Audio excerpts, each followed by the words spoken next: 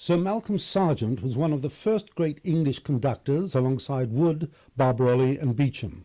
He was born in 1895 and by the 1920s had achieved fame as pianist, organist, choirmaster and conductor.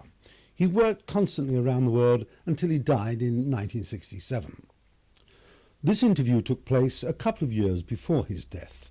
It was in a large house in Westmount, which was Montreal's equivalent of Hampstead.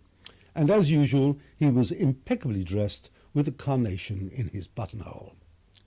He was an absolute delight in the vigorous way he answered my questions, giving me one of the most successful interviews ever, which I sold a number of times around the Canadian Broadcasting Network.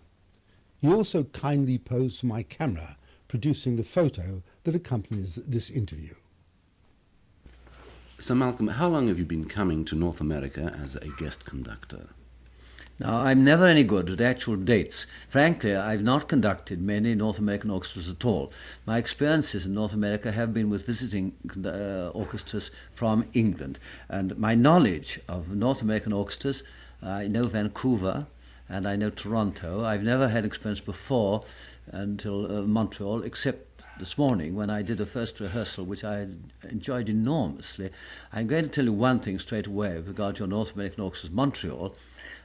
Hitherto, I'd always believed that the best sight readers in the world, orchestrally, were the English. This morning, when I played a Handel overture they hadn't done before at all, the London Symphony of Vaughan Williams, which they'd not seen at all, La Boutique Fantasque of Rossini Respighi, which they'd not seen before, and a Delius piece, I purposely went through the whole repertoire of the concerts that I'm doing quickly so that I could find out what they were like, they could find out what I was like, and we could both find out what was the music was like when we were working together at it. I was delighted with their sight reading, and I said to them, hitherto I'd thought the best sight reading orchestras in the world were in England. I'm not sure I don't have to change my mind today. Have you seen the orchestras improve a great deal in North America since you've been coming here? Well, as I have said, my experiences of the North American orchestras are not very great. But I have listened to what they've done, recording, and I've heard what they're up to.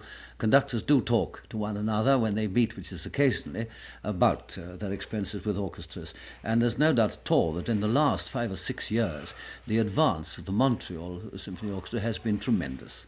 It is now an orchestra that is as good as it can rank with any of the first-class orchestras. Mm-hmm. Do you still find any major differences between the orchestra styles of North America and Europe? Not at all. No, it's a very interesting thing. I mean, I have given concerts with Japanese orchestras in Tokyo, with the Berlin Philharmonic, with the Vienna Philharmonic, with the New York Philharmonic, the London Philharmonic, and gone forever. And today, I think, for many reasons, one, gramophone recordings, the standard has gone up enormously because the best recordings of a piece is a standard that, of course, all orchestras must maintain. Conductors today fly from one place to another and they have their great influence. It's like the good jockey on good horses. The influence of the conductor is tremendous. And I would say that throughout the world there is a very, very high standard of orchestral playing. And I think that it would be a very unusual conductor and a brave conductor, maybe a conceited conductor, who would say that with his eyes shut he would be able to tell you what the orchestra was. I do know a difference in feeling between the Vienna and the Berlin and the London and the New York and so on, but it is a very subtle thing, and it isn't a difference of standard so much as a difference in kind. They are all very good. Mm-hmm. How about the string sections? Oh, now of course you're coming to a point I know what's behind in your mind is that all over the world people are complaining that they cannot get good string players for orchestras. Now, my own feeling is that this is entirely the fault of the training institutions. Almost all string players, wind players, I'm interrupting myself, which I shall do, I'm afraid, throughout this interview, wind players have their training in order to become orchestral players. Almost all string players have their training at the colleges in order to become soloists. Result is they turn out, come away from the college playing the Beethoven concerto, the Brahms concerto, the Bartok and so on, many of them very badly probably, but they are not trained as orchestral players, and this is the great mistake. Many, many years ago, the College of Music, when I was quite a young professor there, at a dinner of the professors, the principal asked about the string playing, and he asked me what I thought. And I said, you know, what puzzles me is that the string players have not learnt to hold their violins or their violas properly. And there was a hell of a row. I mean, all the violin teachers jumped up and said, this is monstrous, you dare say. And so I said to one, now how do you teach your pupils to hold the violin? He stood up and he said, you hold it. He put his hand in the right position and he held his bow in the right position, did a right gesture. And I said to the other man, how do you? He did the same sort of thing. I said, but 1 minute, have you taught them to play the violin sitting down? And not one had. Now, orchestral players have to learn to sit not down, but to sit up with their backs away from the backs of the seats, to be able to put their feet firmly on the floor and to play. We find in orchestral players, they loll on the back, they sit with the crossed legs, and they have not actually ever had a lesson in how to hold a fiddle or a viola sitting. And this is, I'm sure, I trust here, all the professors will say that doesn't apply here. I'm delighted to hear it. But on the whole, why it is difficult to find good orchestral players in the string section is they are not taught to be good orchestral players. The ordinary syncopated accompaniment that a second violin has played, lump pum pum pum pum pum pum pum pum, something like, they are never taught. They are taught to play solos. I've had double basses come for auditions. They immediately play you a wonderful concerto right on the top as if they were cellists. And I've said to them, will you play me now the scale of E major with long drawn out notes, pom pom pom, and they haven't got any tone. They've never been really taught to sustain a bottom note with full power, with enormous wrist concentration and a fulfillment of a resonance throughout the length of a note. And I think, frankly, why we have such difficulty in getting string players into an orchestra is because the string players are not taught in their teaching lessons to become orchestral players. They are taught to become soloists. And most of that doesn't apply at all to orchestral work. The same with sight reading. You see, you can play the Brahms fiddle concerto from memory and be absolutely hopeless at playing Three Blind Mice at sight in the orchestra. And we want people who can, as today I must say, your string section here is very good. They leapt into a symphony they'd never seen before, and I told them, I want you to play now straight away with the utmost conviction. I will check you if it's wrong, but play what you feel is right. Don't hesitate. And they did. And that is really the art of it, and it must be taught. Mm-hmm. So this accounts for the reason why that there are so many top violin soloists to be had on the concert circuit, yet there is a shortage of violin players. Oh yes, and when you say there are so many top ones, you know the top one is usually a pretty small figure. I mean, when you say there are so many top ones, you're including the second class with the few first class. And so many of the second class would not make good orchestral players. Mm-hmm. Thank you very much. Can we shift over to the conductors? Sir Malcolm, when you first decided that conducting was your vocation, how old were you? I've never decided conducting was my vocation, even now. When I was a small boy, my father was an organist, and I sang in his choir, and I learned to play the organ. My ambition was to become an organist. I had a fervour towards religious music. The church attracted me very, very much indeed, and I wanted to be a good organist. And I really felt that if I had a good parish church, I would be happy. If I could get to a cathedral, I would be more than happy. I would have achieved heaven on this earth. Actually, I became an organist at the age of 18. I was an assistant organist at Peterborough Cathedral before that. I got my organ examinations, passed them very easily at a very early age. I got my associate at the Royal College of Organists with the second prize while I was still at school, and I've always found music rather easy to me, really. Not easy to do well, but the fundamentals of it, the rudiments of it, have never been to me a sealed book. It was easier for me to read music than to read a newspaper. I became an organist. Then Mazejevich heard me play the piano, and he said, you're wasting your time as an organist. You have the makings of being a fine pianist. And I wish to give you lessons, which he did for nothing. And I became a pianist. And I played concertos with the Halley Orchestra, and I played so and so, went on. Then the chance came to me to write a composition in Leicester where I had already, mind you, I was always been conducting. At the age of 14, I formed an orchestra and conducted and arranged the music for a pageant in my hometown, Stamford, the visit of Queen Elizabeth to the White Friar, Elizabeth I this was, and at the age of 14 I conducted and enjoyed myself very, very much. We then had a local orchestra. I then conducted the local Gilbert and Sullivan Society. Always did this as a form of intense happiness to me, and obviously I wasn't bad at it because I got more and more jobs came my way. Leicester decided to form an orchestra, a symphony orchestra, which I formed and conducted. Henry Wood came down with the Queen's Hall Orchestra. This is, I think, in 1921, and I was asked as the local boy to write a composition for it, which I did. A composition called An Impression on a Windy Day, and I floated down to conduct this piece. And he was in the wings with Robert Newman, who was then the manager of the Queen's Hall. And they both said, you must bring this up to London, which I did to a promenade. It was on chord, and then I had to do it again on Sunday. I think I'm one of the few people who conducted his own composition 3 times in 1 week in London. This is going back the age of when I was not very old, in 1921.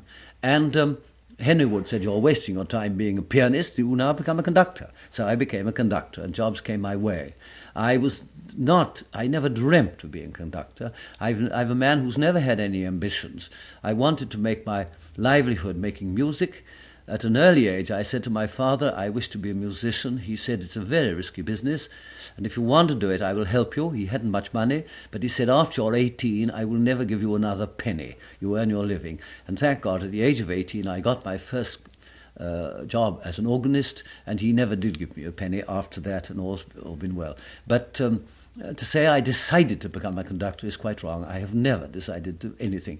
I've left it to Providence and without ambition. You see, I think most people kill themselves by ambition. The ambition should be to do your job today. I said this to pianists who come and they say they want to play the Brahms. I say, for God's sake, let me hear you play la-da-da-da-da-da-da-da-da, and they play la-da-da-da-da-da. No, I said, no, your 4th finger is very weak. Will you play la-da-da-da-da-da-da-da, absolutely evenly, which is very difficult to do. I said, now go away and practice that for a day and come tomorrow. And when you've played that well, we'll then get the scale of C major. After that, the scale of G, and your ambition is today to do everything as perfectly as you can. You'll find then the B flat will come to your great surprise. And I have always found myself very surprised to find that I'm conducting where I am conducting. At the moment it's in Montreal, but it has been all over the world. And quite honestly, I have never sought a job. I've never had an agent. I've let the thing come my way. And for me, that is the way I work. I'm not done saying this is what everyone should do. I don't know. But that's how I've done it. Which was your first permanent orchestra? Well, actually, with regard to a permanent orchestra, I suppose, you see, all orchestras in the way of permanency, first of all, again, I will not have a permanent orchestra. I've never had a contract. I will not take a contract of anything more than a year. I want to be able to leave at the end of the year, and I want the people to be able to sack me at the end of the year. I don't like contracts, and so a permanent orchestra has not come my way. I had the Leicester Symphony Orchestra when I was about 24 or 25, which was then my orchestra, and others have come. But at the moment, except for the BBC, where I go in each year and do the promenade concerts, I was for 10 years their chief conductor. I'm now their chief guest conductor, and I have choirs. I've had choirs for over 30 years, 3 choirs in England, fine choirs, the Royal Choral Society, which I've had for nearly 40 years, the Huddersfield Choir, and the Leeds Choir I've had for a long time, and so on. But again, with none of those have I got a contract. What methods of learning and tutoring were open to you then? I've never had a lesson conducting in my life. I feel people come to me with small boys and say, you know, he's very musical, and you should see him conduct in front of the gramophone, it's simply wonderful, and so on. And now what's the best thing to do to make him become a conductor? I say, you're asking me what is the best thing to do so that your boy can become an admiral. I say, join the Navy. And to become a conductor, you just become a musician. And don't start off to become a conductor. It is too ridiculous to decide that you're going to teach orchestral players who've been at it for 30 or 40 years how to play a Mozart symphony. For heaven's sake, learn to know the Mozart symphony yourself. Curious enough, I performed all the Beethoven symphonies, including the Ninth, but not including the pastoral. That was the one that took me the longest time before I felt that I could do it. I performed them all without ever having heard a note of them. It was before the days of gramophone recordings, before the days of radio, and I'd never been to a concert and heard. I did the Ninth Symphony. For the first time that I ever heard it was when I conducted it myself. I was so moved by it that I ran away and shut myself in the lavatory and said at the end of the performance, and they had to come and clamour on the door to get me to take a call. I remember it very well indeed. So Providence put you on the rostrum, where you learnt, I should imagine, to become the conductor you are now. What did you find the most difficult thing to learn as a conductor? Oh, how interesting you should ask that question. Many years ago in the old Brains Trust, the question was put, I don't know, we don't probably know here, but in England, before the war, we had a thing called the Brains Trust. There was Professor Joad, there was Aldous Huxley, there was Commander Campbell, there were about 8 of us, which I was one, and we used to go once a week and receive questions thrown at us with no preparation we had to answer. And the question was put, would the members of the Brains Trust say in their particular profession what they found the most difficult thing to do in their own profession? And I remember Professor Joad saying, well, you know, it was to correlate the relative values of Aristophanes and Sophocles and so on, you see, of the various philosophies in life. I remember Huxley said, well, I found the greatest difficulty was to understand the theory of Einstein, but the curvature of light and mathematics and so on. He came to me, and I fooled for a bit, and I said, well, you know, there's one thing that I found so difficult to do. I've not yet been able to do it. When I first started conducting, I found it so complicated, and I couldn't do it. And then time went on, and I always fought to try to get this thing right. And I went on purpose a great deal of time over this question. In the end, the question mark said, would you mind asking the question, what is you found the most difficult thing to do? I said, oh, I'm so sorry, I will tell you. It is to suffer fools gladly. Could you describe your method of choosing a new work and your method of preparing yourself and the orchestra for a performance?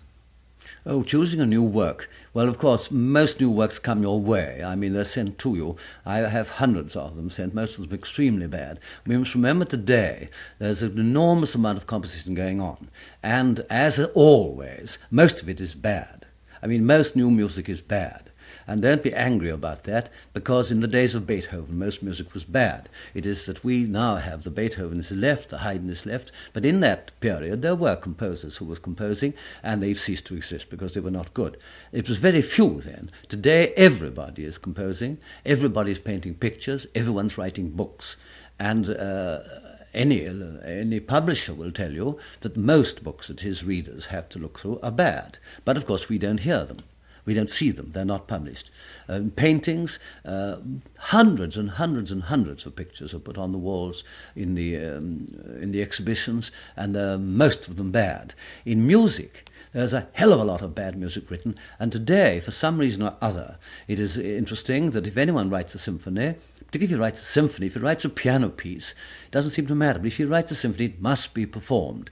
And so much of it is bad. I'm in a position that I'm old enough to be able to choose what I play, and I won't play anything that I don't really feel has a chance of living.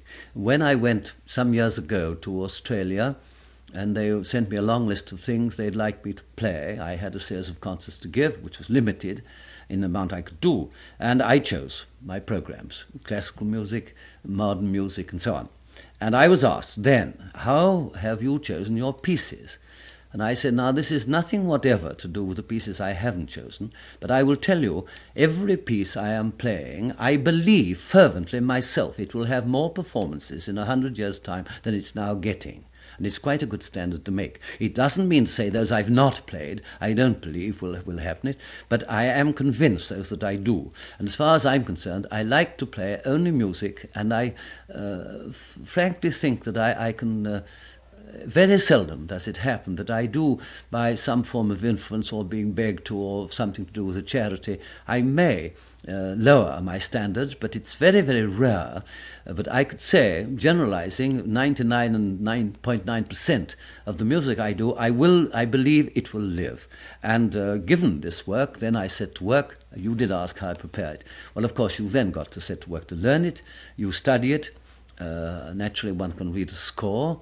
I can read a score as easily as I can read a newspaper. It's one's job, and you learn it inside out, and you really find the meaning of it and the way the things should go. And when you go to the orchestra, you must go definitely knowing exactly how each phrase to do. Nothing bores an orchestra so much as to have a conductor who is finding out, experimenting as to how things go, or is memorizing it, or who is actually himself groping. An orchestra likes you to go there as a dictator. It has been said of me by an orchestra player. I remember once he told somebody who came to me, he said he asked about me. This was when I was quite a young man, and he said, you know, he knows what he wants, and he knows how to get it.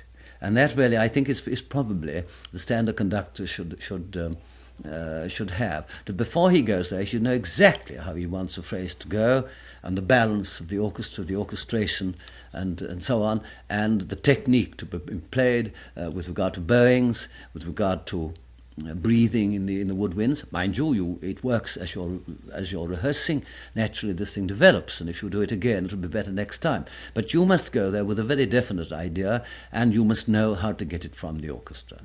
So that when you go in front of the orchestra for the first time in this new work, you have more or less the whole sound of the work in your head, the textures, right from beginning to Oh, end. indeed, yes. And of course, with regard to the classics, which one knows very well, I assure you, my perfect... People say it must be wonderful to stand up, this great power you exercise. And you know, it's an interesting thing. But when you're conducting an orchestra, there are two feelings. You see, it either goes magnificently and you feel you're quite unnecessary, or it goes rottenly and you feel you're impotent. But what you must do when you go to the rehearsal is to be quite convinced how you want it to sound. And with regard to the classics, I assure you the best performances of the Beethovens I've ever done, and the best performances of Brahms and so on, have been those I've imagined in my own study, and not when I was with the orchestra. It's never sounded as well as I've imagined it. Do you change your concept of a piece as time goes on? I mean, do you perform, say, a Beethoven symphony now as you did 20 years ago? Oh, I hope not. No, else there's no point in sort of living, is there really? If the whole point of living is that it's a series of experiences with regard to your conception of life, your conception of your friends, your conception of the philosophy of living, your conception of music. It should grow every week. And I would be horrified to think that if I did a performance this week of Beethoven 1, we'll say, that if I did it again in a month's time, it wouldn't be better. Otherwise, there's no point in doing it. I do study each piece again, freshly. It doesn't take as long. Of course, it may be just a matter of just reading it through in bed before your first rehearsal of a thing that you've done many, many times. But that has an impact upon you, which is the result of your experience, the result of your, I hope, development in music during the past years, or during the past month, or during the past week. And so it always should be better. There's no gramophone record that I've made at all that I wouldn't like to make again, because I know I can do it better next time. Is it just a matter of being better, or is it different? After you've heard one performance, you say, well, I prefer that a little deeper, a little louder, or a little softer? But you see, you're using this word different, which is, of course, an American word, which the use in America it's really, with all respect to the Americans, whom I'm very fond of, this idea that the thing is better because it's different. You see, the toothpaste that is different doesn't interest me. Is it better if it's just different? I mean, I'm not interested. I've got toothpaste that I use and it's all right. If the different one is better, but I'm not in the slightest interest in anything because it's different, because difference can be simply an added interest for the sake of an advertisement, say this is the car that is different, this is something that's different. I'm honest, is it better if it's different, but just of the same value? Then I'm not interested. If it's different and worse, I'm certainly not interested. Don't use different as being of any value at all. To be different is not of any value. What are the responsibilities of an orchestra to its sponsors, that is, its community? Is it to present the best possible musicians from all over the world, or is it to help develop local talent? Well, forgive me for just putting this. I think that you are wrong when you say the responsibility of the orchestra. The orchestra itself, the members of the body, are not the people who control who joins it. I take it that the orchestra, I think, but back of your mind, you're thinking of Montreal, to apply to any place, the orchestra is formed by the body of people who are wise enough, are sufficiently filled with beneficent feeling towards the public, that they should have good music, and they want to form a medium by which this can be produced, which is an orchestra. Now, I would say straight away that always, if there is in the district the players who can build up that thing, then you should certainly use them, because that is doing the right thing. It has the local interest. It is helping the people who are here. But never hesitate that if you find there is not a first-class, whatever it is, a flute or an oboe or whatever it is, never hesitate to get the outsider in, because what matters most for music is the high standard of its performance, which in the end results from the high standard of its players. And so your standards of that should be tremendous. At the same time, you're looking around all the time for local interests. And if you find a young person who obviously has within him the capability of being a fine person, you put him into the orchestra, maybe as a second or a third flute or whatever it is, and then he grows up. I would say the responsibility is primarily to endeavour to use your local musicians, but never hesitate when you find that you haven't got enough of the local musicians to satisfy the standards, which must be absolutely excellence, 100%, then you introduce your outsider. I ask this question because over the last, I think it's 9 years, the Montreal Symphony Orchestra has used but one Canadian conductor, Sir Wilfrid Pelletier, and permanent conductors and guest conductors have all been from abroad. Now, this has brought out some criticism from members of the musical world in Montreal. Do you think there should be, as one man said, a stipulation that so many percent of the concert should be conducted by Canadians, as a safeguard to Canadian talent? Forgive me, this was not quite your first point, which was about an orchestra. Now, if you come to the conductor, well, now this is a very different thing. It is fatal to say that we will have a local person conducting, unless the local person is absolutely first class. And frankly, you know, there was a book written some years ago by an orchestral player in which he said no orchestra likes a conductor who is under 40. And it was a very interesting point. The point that he meant was really that if you get an orchestra of experience, who've experienced playing Mozart or Beethoven, whatever it is, then the young man comes in at a great disadvantage. You should let him come in if you can, but do remember that he is up against it's like putting an inexperienced person on a horse. Now, if you're going to give him a ride in a point-to-point or something, all right. But if you want him to ride the Grand National or the Derby and to really ride a first-class race, and you've got a first-class horse, you don't say, oh, we must try out the local stable boy because he looks as if he's going to be rather good. You say, no, we will have the first-class jockey because we must use our first-class horse to the best of its advantage. For the smaller races, you can use the other chap. I would say, I'm not now talking about local politics at all. I don't know them in Montreal. But it would be, if you have here a young person who is to be encouraged, certainly encourage him. Give him concerts, youth concerts if you like, give him possibilities. But don't say we must give a certain amount, because the certain amount one year might be 50%, because you got a good fellow. Another year it might be 10%. Some year it might be no percent at all. It might be one year 100%, the local thing. But you mustn't say a certain percentage should be given. You should say we will endeavour to use our local talent as much as we possibly can, but always keeping the standard first class. Mm-hmm. Sir Malcolm Sargent, thank you very much for speaking with us. Very happy to have had the opportunity.